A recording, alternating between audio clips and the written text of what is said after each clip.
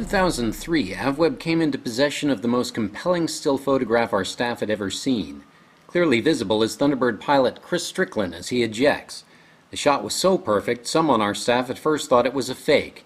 But the event occurred September 14, 2003 at Mountain Home Air Force Base, Idaho, in front of an estimated crowd of 85,000. A report released in 2004 found that prior to the flight, Strickland had miscalculated the altitude for the split S maneuver, rolling inverted too early and robbing himself of a full 830 feet of recovery space. As the ground closed in, Strickland used maximum stick deflection and the jet did achieve a nose-up angle prior to impact, but it could not halt its descent. Strickland ejected just 140 feet above the ground, 0.8 of a second before impact.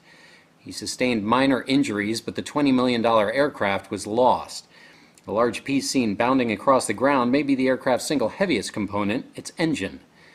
In this ultra-slow motion footage, aerodynamically induced condensation streams illustrate the extreme forces exerted as Strickland fights to save the aircraft. His left hand becomes active, and as the canopy is blown back, his right hand finally leaves the side-mounted control stick to assure his arm is not broken or lost during ejection. 0.2 of a second later in real time, the onboard camera goes dead. Still images from the show line capture Strickland's chute opening as the aircraft impacts the ground and show the subsequent explosion. Aside from the aircraft, no damage was done to property, civilian or military. For his mistake, Strickland no longer flies with the Thunderbirds, but the event has resulted in procedural changes for the pilots who do. The investigative board found that Thunderbirds require its pilots to convert mean sea level and above ground level altitudes and then perform the maneuver with a limited margin of error.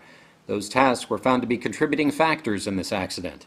For his final maneuver as a Thunderbird's pilot, Strickland had calculated and flown to 1,670 feet above ground at Mountain Home, but he had used the wrong airport altitude. The proper calculation would have directed him to an altitude of 2,500 feet above the base. Even before he left the ground, the accident sequence had begun, and once Strickland started his pull, the outcome was all but sealed. Staff Sergeant Benny J. Davis III, still photographer, U.S. Air Force, was stationed on the tower's catwalk to photograph the performance. He said he waited for the aircraft to level and clicked the shutter. The result is an image that captures the pivotal moment in one man's life, and it's stunningly real. As a result of this accident, the Air Force required the Thunderbird pilots to climb an extra 1,000 feet before starting the split S maneuver. For them, the show must go on.